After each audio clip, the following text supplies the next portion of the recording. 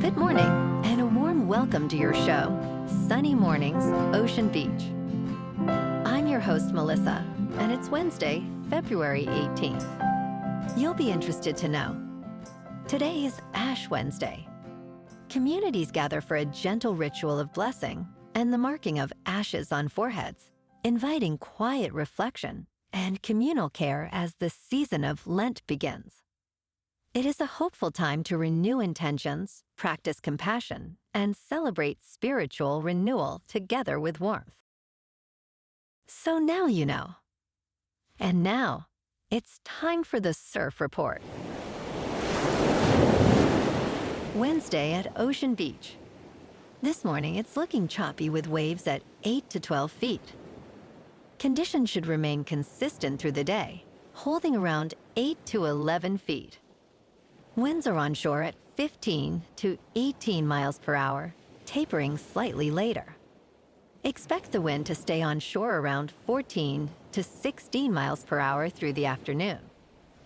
Best time to ride is at 9 a.m. with a 4-foot incoming high tide, when the west swell is 10.5 feet at 13 seconds, and the onshore wind is 14 mile per hour. The first high tide on Wednesday will be 5.5 feet at 11:45 a.m., followed by a 0-foot low tide at 6. The nearshore buoy in San Francisco Bar reads 56 degrees for the water temperature. Thursday sees waves ranging from 6 to 8 feet with fair conditions early, but choppy conditions develop as winds pick up from the northwest. Friday offers cleaner surf at 5 to 8 feet, especially in the morning with light winds from the north. Saturday brings smaller 2 to 3 plus foot waves, but conditions become increasingly choppy as winds shift southeast, especially in the afternoon. This morning, there's a chance of light rain, and it feels like 42 degrees with 7 mile per hour wind.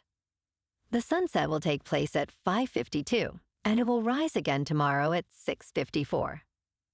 It looks like we're in for some rain likely this morning, turning partly sunny by afternoon, with temperatures peaking near 53, then dropping to around 50, accompanied by a breezy west wind at 15 miles per hour. Tonight, expect rain and mostly cloudy skies, with a low of 45 and a southwest wind gusting up to 28 miles per hour. Looking ahead in the weather. This morning, there's a chance of light rain, and it feels like 42 degrees with 7 mile per hour wind. The sunset will take place at 5:52, and it will rise again tomorrow at 6:54. Bonjour, food enthusiasts. This podcast is brought to you by Versailles Cafe and Pastries in Encinitas. Nestled on El Camino Real South, just north of Encinitas Boulevard, this cafe is a haven for culinary delights. Indulge in their amazing Eggs Benedict or their gluten-free crepes. You can grab a panini for lunch or just breeze on through to get your morning coffee. They are open every day from 8 to 5. So stop on by and don't forget to tell them Sunny Morning sent you.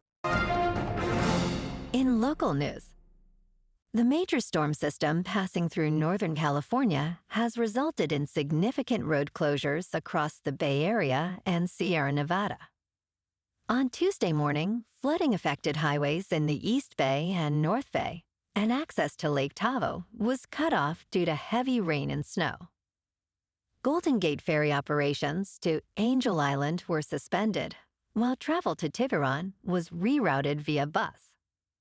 In Oakland, Interstate 880 northbound experienced backups due to flooding on the Broadway off-ramp. Officials urged residents to limit travel due to potential hazards from flooded roads and debris.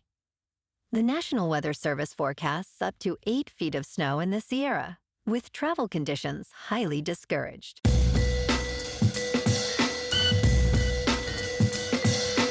Now on to sports. While the Olympics are a big business, every 2 years, they have maintained one guiding principle since their inception in 1896.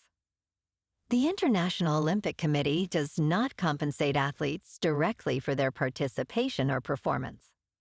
Athletes earn endorsement money and collect cash from their individual federations. In Team USA's case, financier Ross Stevens made a $100 million donation to the United States Olympic and Paralympic Foundation. Every American Olympian and Paralympian will receive $200,000 for each event until at least 2032. Winning a gold medal in the 2026 Winter Olympics earns Team USA stars $37,500. Silver and bronze medalists receive $22,500 and $15,000 respectively. The figures rank in the middle of the pack among 25 countries providing financial data. Chinese skier Eileen Gu is the highest-paid Olympic athlete, with earnings of $23 million in total. In local sports, the Giants are looking to Rafael Devers as their potential X factor for the upcoming 2026 season.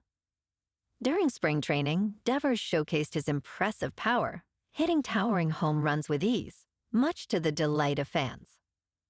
While new manager Tony Vitello is expected to make an impact, Devers might be key to breaking the team's streak of mediocrity.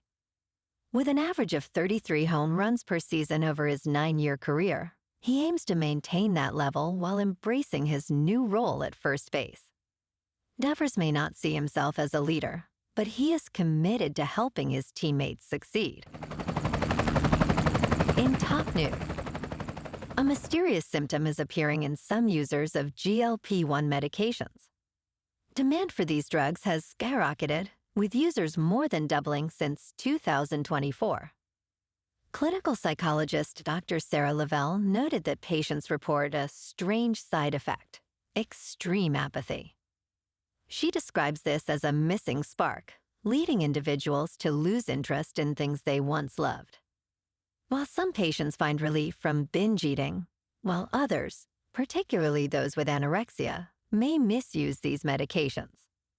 The psychological impacts of glucagon-like peptide-1 drugs are complex, warranting further exploration.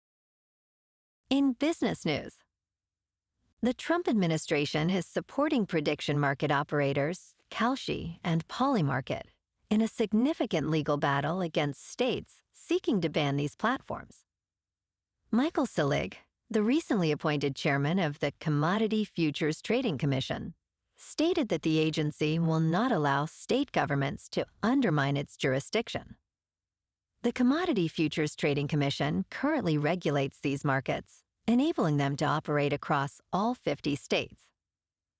Kalshi recently appealed a temporary restraining order issued by a federal judge in Nevada. Selig emphasized that states cannot preempt federal regulators, stating, "We will see you in court."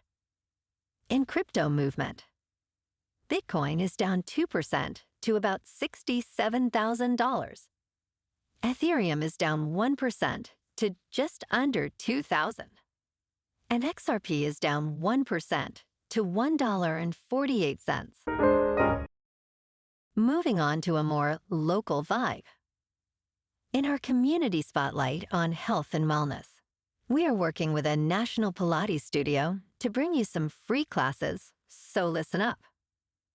Check out Club Pilates, with several locations in the San Diego area.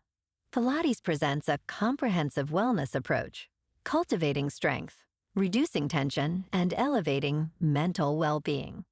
Scientific research affirms its benefits. So now you can check out Club Pilates for a free class, with locations in Encinitas, Solana Beach, Oceanside, La Jolla, and more. Just be sure to tell them Sunny Morning sent you by. And now, back to the show. Let's talk tech. OpenAI has hired Peter Steinberger, the creator of the viral OpenClaw personal AI assistant platform, showcasing the intense competition for innovative ideas in artificial intelligence. Steinberger, who developed OpenClaw as a side project in November, will join OpenAI while maintaining the project's independence through a separate foundation. His assistants, which communicate via popular messaging apps, perform various tasks, including sending emails and making reservations. Steinberger, a former startup founder, was surprised by the rapid success of OpenClaw, stating, "Never would I have expected that my playground project would create such waves." And in entertainment news, Warner Brothers will reopen takeover talks with Paramount Skydance after receiving a 7-day waiver from Netflix. The waiver will allow Warner Brothers to discuss unresolved deficiencies in Paramount's previous offers.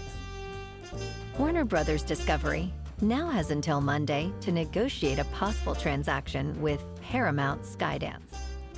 Netflix stated that while it is confident in its transaction providing superior value, it recognizes the distraction for stockholders caused by Paramount Skydance's actions.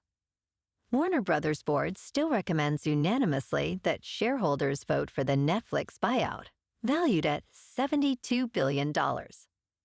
Paramount is pursuing a $77.9 billion all-cash offer. Well, alrighty, folks, it's time for the quote of the day. And today, our quote comes from the American author and theologian, Frederick Buehler. And he said, "The place God calls you to is the place where your deep gladness and the world's deep hunger meet." And that's a wrap for this morning. You can check out our Instagram, YouTube, and TikTok for some captivating aerial videos with local news and the surf reports. Have an amazing day, my good friends. We'll see you tomorrow with another episode of Sunny Mornings, Ocean Beach.